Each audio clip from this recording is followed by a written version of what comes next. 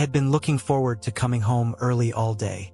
My 3-day business trip to Atlanta had wrapped up ahead of schedule, and I decided to surprise Amanda by catching an earlier flight.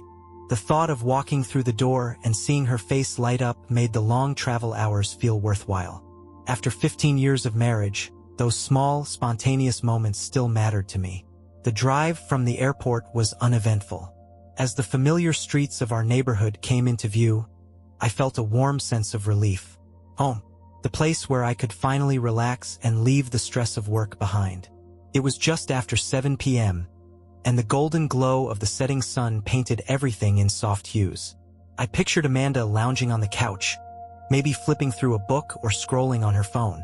I imagined us ordering takeout, sharing a quiet meal, and catching up on the last few days. But as I turned onto our street and pulled into the driveway, something felt off. Amanda's car was parked in its usual spot, but there were no other signs of life. The lights in the living room were on, and I could hear faint music coming from inside, but it wasn't the tranquil atmosphere I had envisioned. The faint bass thumping didn't match Amanda's usual playlist of soft rock or acoustic covers.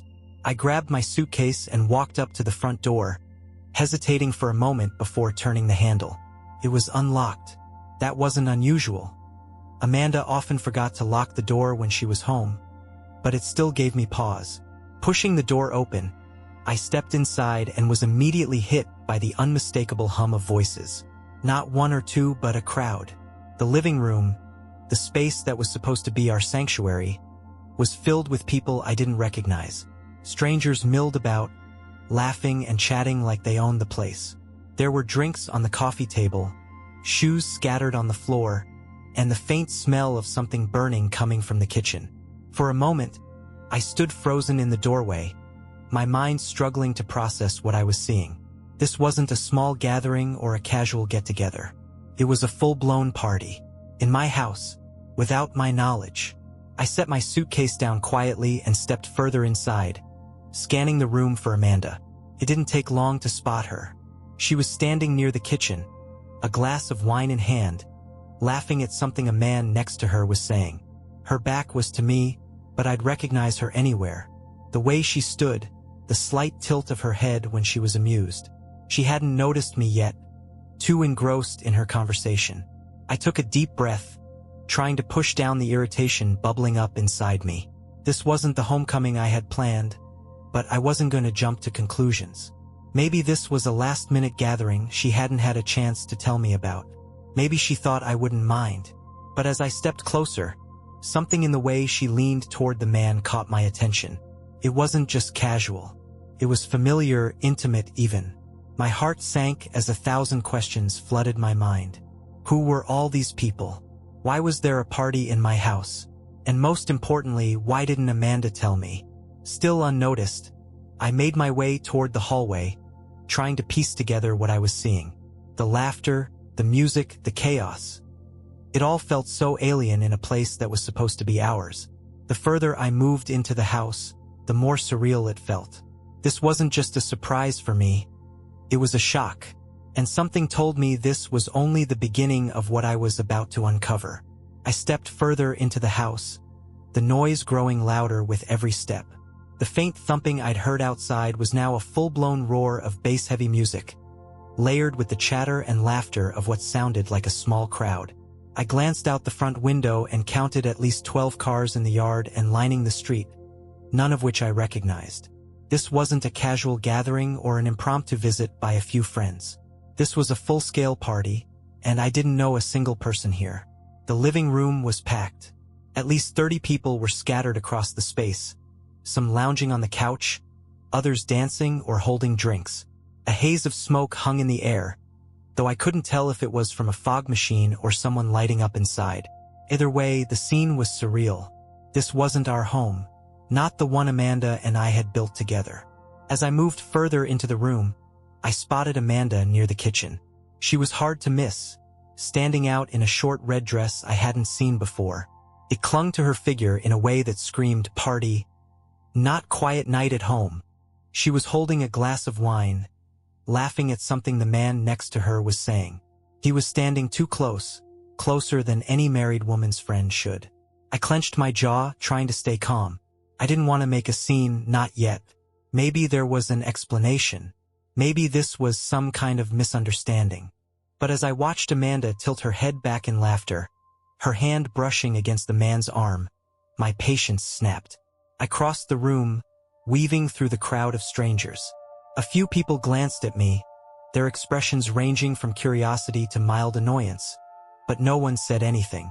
Finally, I stopped a few feet away from Amanda, close enough that she couldn't ignore me.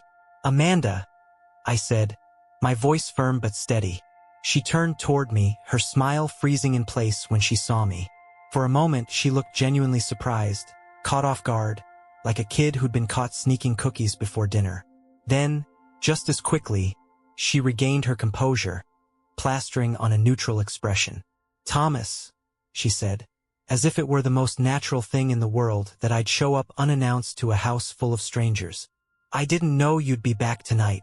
"No," I replied, my tone sharp. "You didn't." Clearly. The man standing next to her shifted uncomfortably, glancing between us before mumbling something about needing a drink and disappearing into the crowd. I stared at Amanda, waiting for her to explain, to offer something, anything, that would make sense of the chaos around me. "What is this?" I demanded, gesturing toward the room. "Who are all these people? And why are they in our house?" Amanda took a sip of her wine, her calm demeanor infuriating. "It's just a little get-together," she said casually, as if 30 strangers trashing our home was a normal occurrence. "Nothing to get upset about." "A get-together?" I repeated, my voice rising. "Amanda, there are 12 cars outside. I don't recognize a single person here, and you're standing there like this is fine.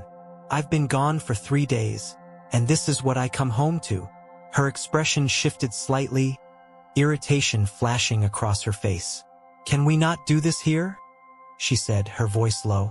She stepped closer, lowering her glass. "Let's go upstairs and talk." I shook my head, disbelief washing over me. "Talk? No, we're talking here, Amanda. Right now. I want an explanation." She sighed, clearly annoyed now, and leaned in closer. "Thomas, please," she whispered harshly. "This isn't the place for this conversation." I stared at her, torn between anger and confusion. She was deflecting, trying to control the situation, and it only made me more suspicious. The party, the strangers, the dress, the man. None of it made sense, and her refusal to explain only added fuel to the fire burning inside me. "Fine," I said finally, my voice cold. "Upstairs. But you'd better have something real to say, Amanda, because I'm running out of patience." Without waiting for her response, I turned and headed for the stairs, my mind racing. Whatever this was, it wasn't good, and I wasn't sure I was ready to hear the truth. Upstairs, the noise from the party was muffled, but the tension between Amanda and me was deafening. As soon as we reached the bedroom, I closed the door behind us and turned to face her. She stood near the bed, her arms crossed defensively, wine glass still in hand. The calm, collected demeanor she had displayed downstairs was gone, replaced by a wary edge. "Who was that man, Amanda?" I asked, cutting straight to the point.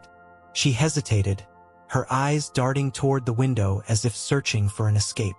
"He's just a friend," she said finally, her tone dismissive. "Someone from work." "Someone from work?" I repeated, disbelief lacing my words. "You mean to tell me that a friend from work is standing too close to you at a party I didn't know about, in a house full of strangers, while I'm out of town?" Her jaw tightened, and she set her glass down on the dresser.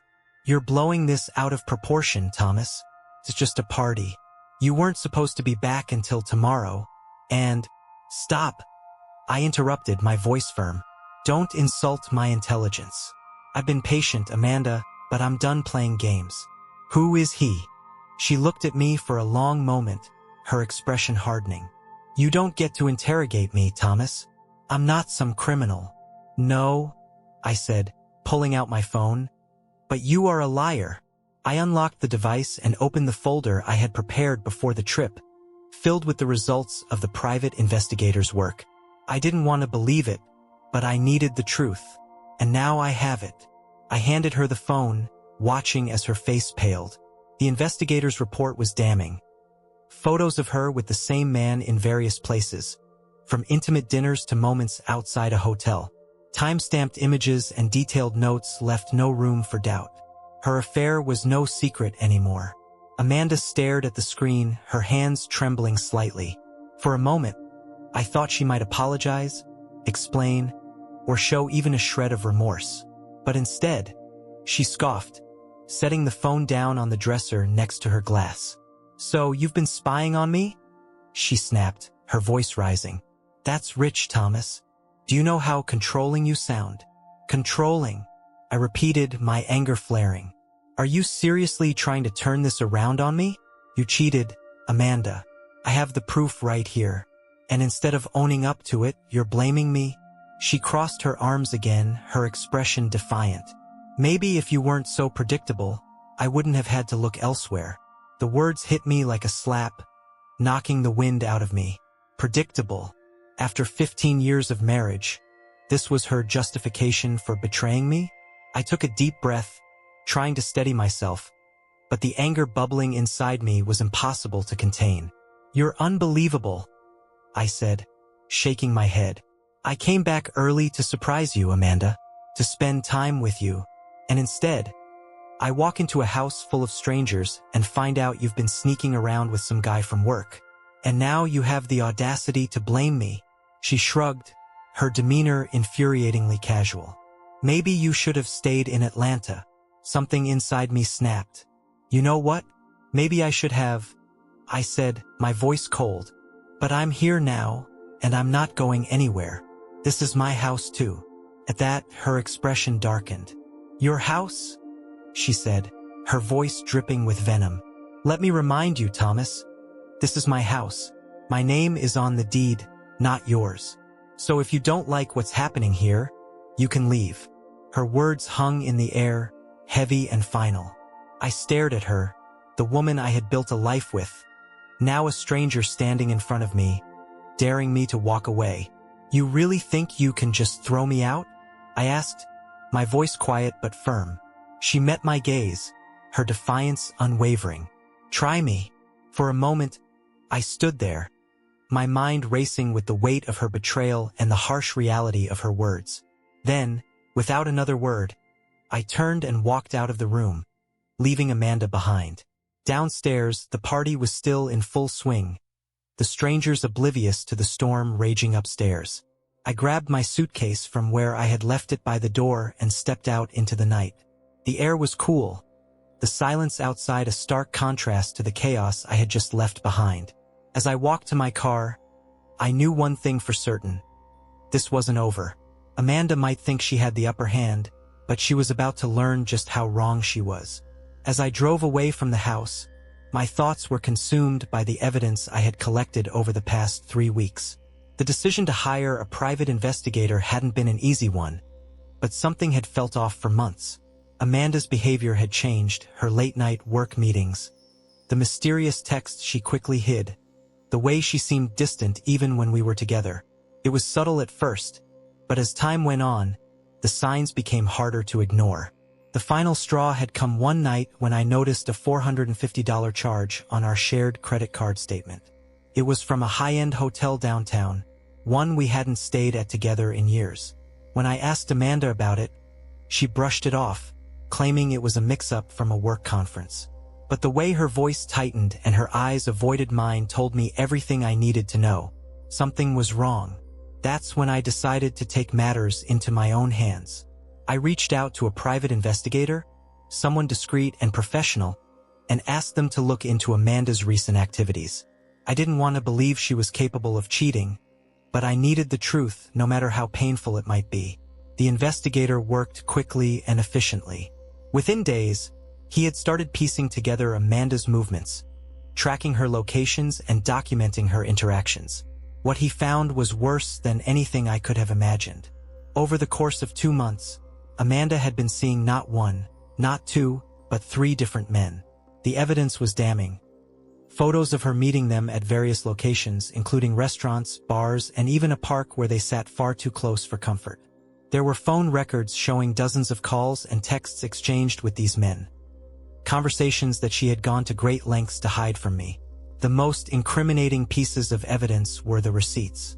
A dinner for two at a restaurant we used to frequent, complete with a handwritten note thanking her for a wonderful evening. A $450 hotel bill for a room she had shared with one of her lovers. And photos of her entering and leaving the hotel, her arm wrapped around a man I didn't recognize. The investigator had also managed to capture candid moments that told their own story. Amanda laughing over drinks, holding hands in broad daylight, and leaning in for kisses that left no room for doubt about the nature of these relationships.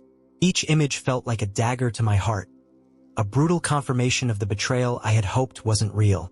When the investigator handed me the full report, complete with a detailed timeline and supporting evidence, I felt a mix of rage and heartbreak. There was no denying the truth now. Amanda had betrayed me in the worst way possible. Not just once but repeatedly. She had built an entire web of lies, weaving her infidelity into the fabric of our lives while I remained oblivious. I had intended to confront her when I returned from Atlanta, but fate had other plans. Coming home early to find a house full of strangers, and Amanda flirting with yet another man, was the final nail in the coffin. The evidence in my hands only solidified what I already knew. Our marriage was over, and Amanda's actions had destroyed any chance of reconciliation. As I pulled into a nearby parking lot to gather my thoughts, I opened the investigator's report again, flipping through the pages of photos and documents. Each piece of evidence was a reminder of the life Amanda had chosen to lead, one that didn't include the vows we had made or the trust we had built over 15 years. This wasn't just infidelity, it was a calculated betrayal, and I wasn't going to let her get away with it. Amanda had made her choices, and now it was time for her to face the consequences. The next morning, after a restless night in a hotel, I decided I wasn't done with Amanda yet. The evidence I had gathered, combined with her smug dismissal and attempt to throw me out of the house, was too much to let slide. She wanted to act as if she still held all the cards, but I wasn't going to let her manipulate the narrative any longer. By early afternoon, I returned to the house. The party from the night before had left its mark. Discarded cups, plates, and bottles littered the lawn, and a few guests still lingered inside, chatting and cleaning up. Amanda was in the kitchen, wearing a new facade of confidence, chatting with one of the remaining guests. She spotted me the moment I walked in, her expression hardening as she excused herself and approached. "What are you doing here?" she asked, her voice sharp but controlled. "I thought we made it clear last night." "No, you made it clear," I replied evenly. "And I'm here to set the record straight." Her expression faltered for a moment before she composed herself. "Thomas, this is getting ridiculous. You're acting paranoid. And frankly, you're being controlling." "Controlling?" I repeated, raising an eyebrow. "Is that what you call it when someone tries to protect what's left of their marriage? Or when they demand honesty from a spouse who's been sneaking around behind their back?" Her eyes darted to the few guests in the living room, who had started to glance our way, clearly sensing the tension. Amanda's voice dropped to a whisper. "Can we not do this here? You're embarrassing yourself." "Embarrassing myself?" I said, my voice rising just enough to draw the attention of everyone in the room. "Amanda, I think the only embarrassment here is the fact that you've been cheating on me. And not just once, but with 3 different men." The room fell silent. All eyes turned to Amanda, whose confident mask slipped for a moment before she quickly recovered, forcing a laugh. "He's making things up," she said, addressing the stunned faces of our guests. "Thomas has been paranoid for months. He hired a private investigator because he doesn't trust me. This is what I've been dealing with, his control issues." "Control issues?" I snapped, pulling out my phone. "You mean these photos? These receipts? These phone records? Because I'd love to hear you explain how dinner for two, a $450 hotel room, and your cozy little meetups with 3 different men are part of a control issue."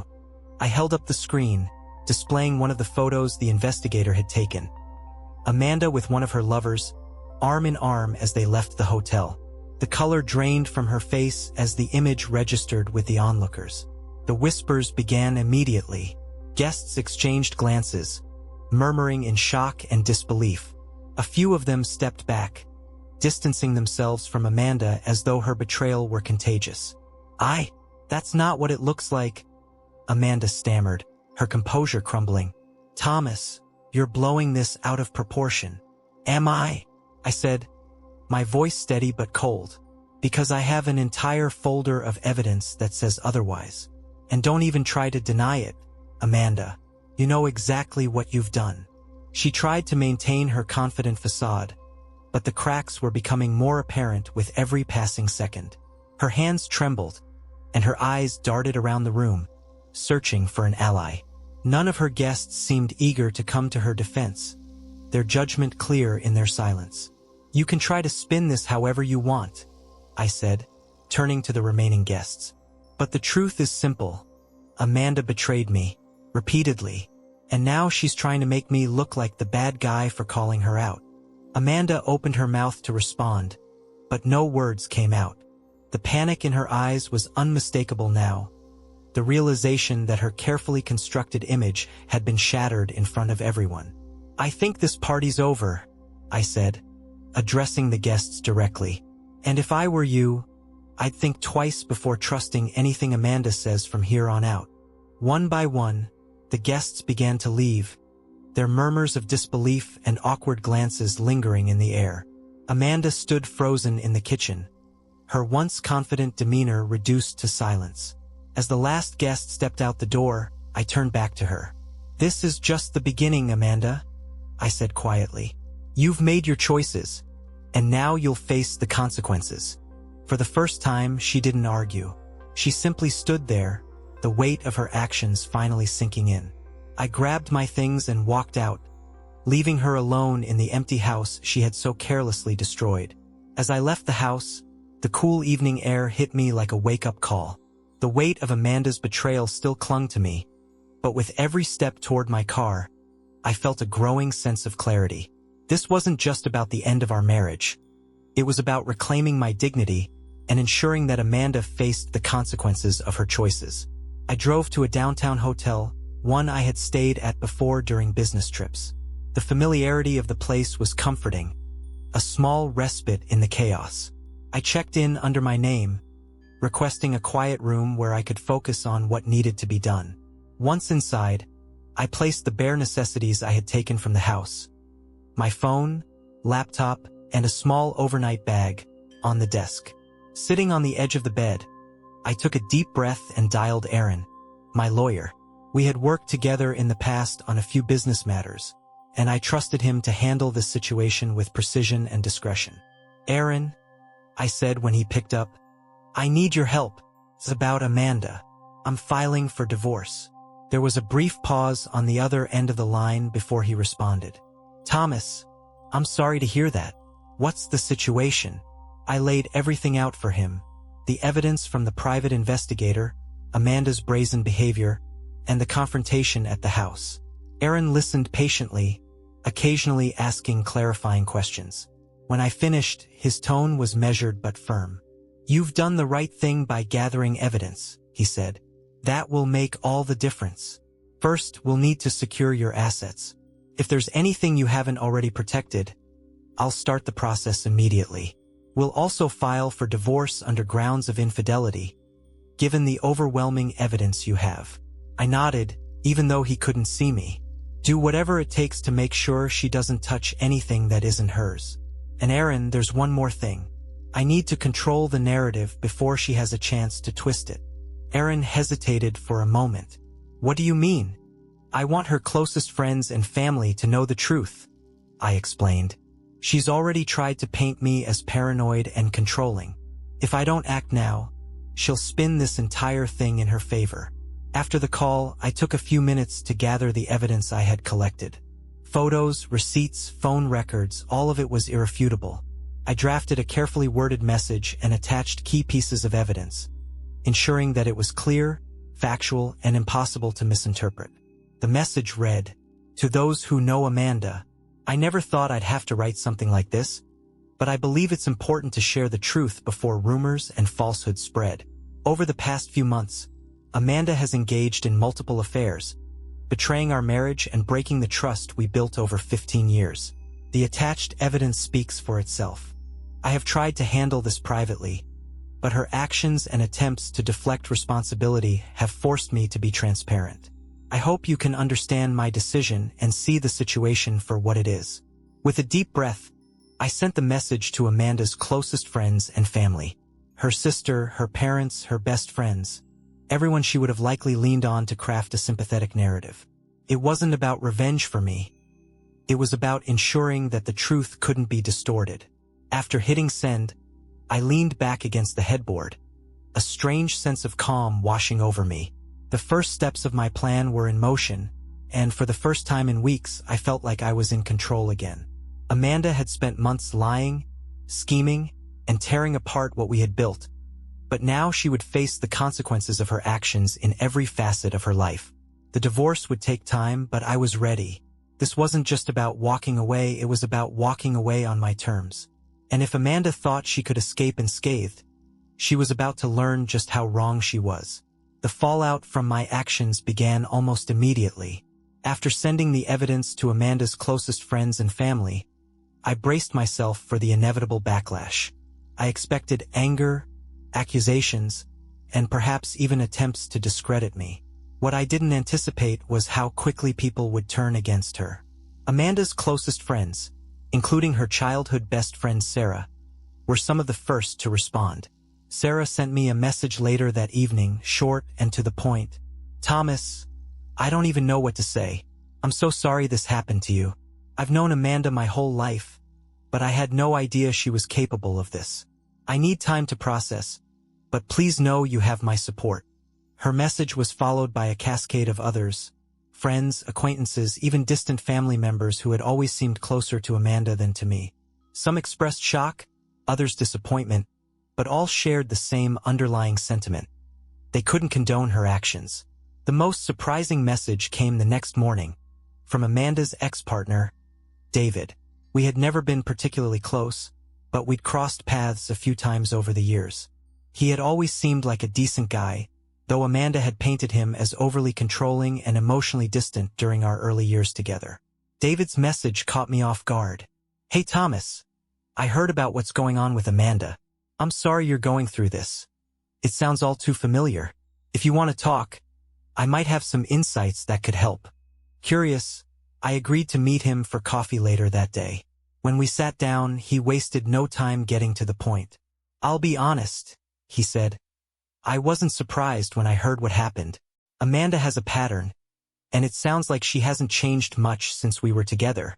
He went on to describe their relationship in detail, sharing stories of manipulation, dishonesty, and a tendency to deflect blame whenever she was confronted. It was eerily familiar, as if he were describing my own recent experiences. "I always thought it was just me," he admitted, "that I wasn't enough for her or that I was the problem. But hearing your side of things makes me realize it wasn't me. It was her." David also provided additional evidence of Amanda's behavior, including old messages and emails that highlighted her pattern of manipulation. While they weren't directly related to our current situation, they painted a clearer picture of the person I was dealing with. As word spread, Amanda's social circle began to shrink. Friends who had once been her confidants stopped answering her calls, their silence speaking louder than any confrontation could. Sarah, who had always been her fiercest defender, cut ties entirely, citing a deep sense of betrayal. Even Amanda's family, who I had worried might take her side, began to distance themselves. Her sister called me one evening, her voice heavy with disappointment. "I don't even recognize her anymore," she said. "What she did to you, to your marriage, it's unforgivable. I love her, but I can't support this." On my end, the response was overwhelmingly supportive. Mutual acquaintances reached out with kind words and offers of help. Many of them shared their own stories of noticing Amanda's behavior over the years. Small red flags they hadn't mentioned at the time but now seemed glaringly obvious in hindsight. Through it all, I felt a strange mix of vindication and sorrow. While it was gratifying to see the truth come to light, it was also a painful reminder of how far Amanda had strayed from the person I thought I knew. The woman I had married was gone, replaced by someone I could barely recognize. But amidst the turmoil, one thing became clear: I wasn't alone.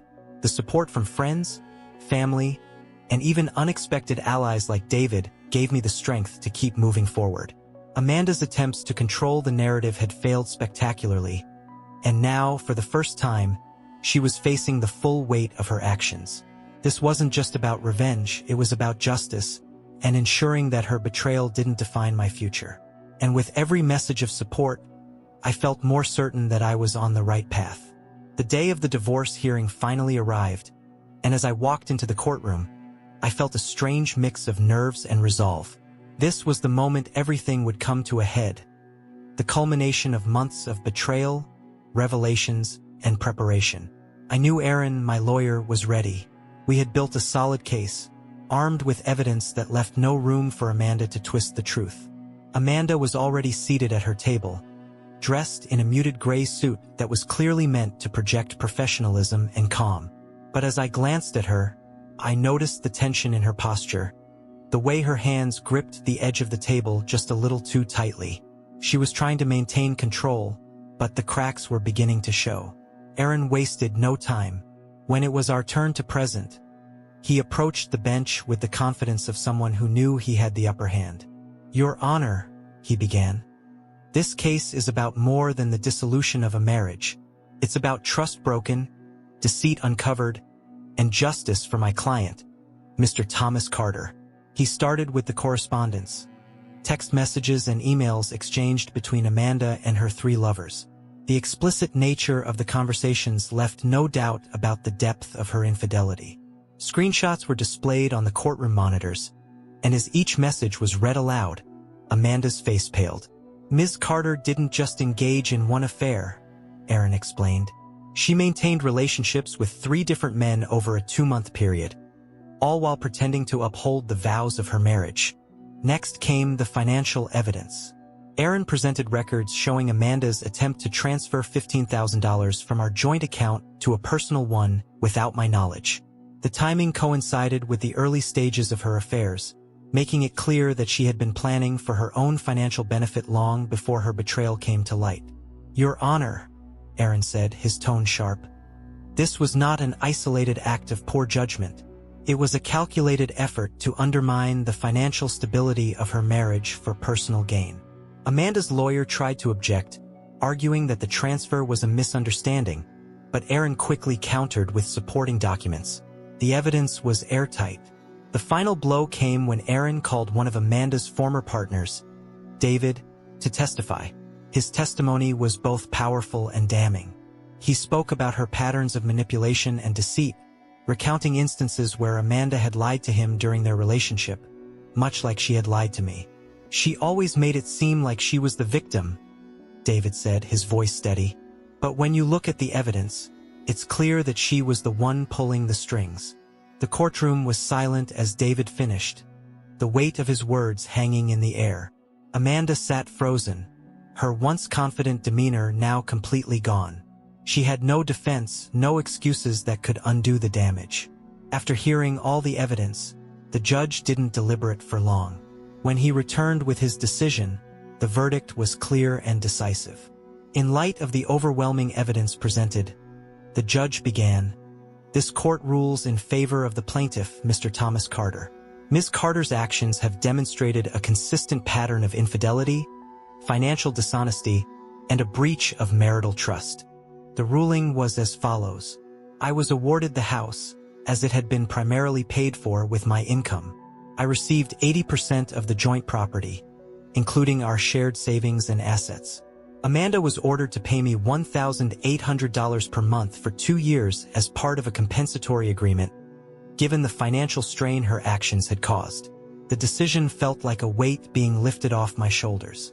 While no amount of property or financial compensation could erase the pain of what had happened, it was a clear acknowledgement that Amanda's actions had consequences.